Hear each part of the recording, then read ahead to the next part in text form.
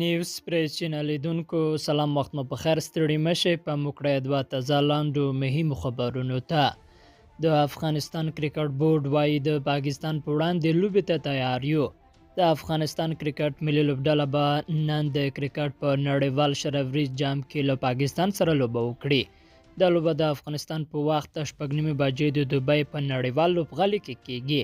د افغانستان د کرکټ بورډ ویاند فرید هوتکس د روډیو ویل چې د لوبې ته پوره تیاری لري او افغان لوبغاړي به د لوبې د ګټلو په تکل میدان ته ښکته شي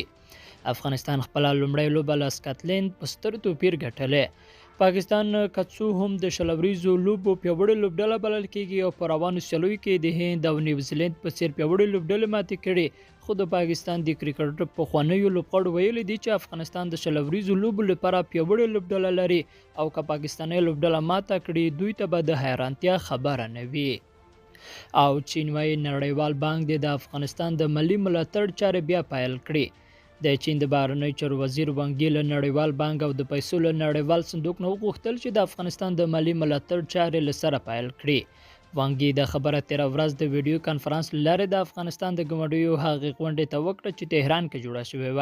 رويټرز اژانس د چین د بهرنیو چارو د وزیر په حواله لیکلي افغانستان اوس مهال ټولو برخو کې بیا جوړونې ته اړتیا لري او پراختیا ته باید لومړیتوب ورکړل شي وانګ یی له امریکا او نور لویدیځو هیوادونو غوښتي چې پر افغانستان لګول شوي یو وړخیز بندیزونه لرې کړي نړیوال بانک د طالبانو له راتګ وروسته د افغانستان نږدې 10 میلیارډ ډالر شتمنۍ کنګل کړې او په افغانستان کې دننه نغدې پیسې کمې شوې دي لیدونکو له ملتیا مننه ښې چاره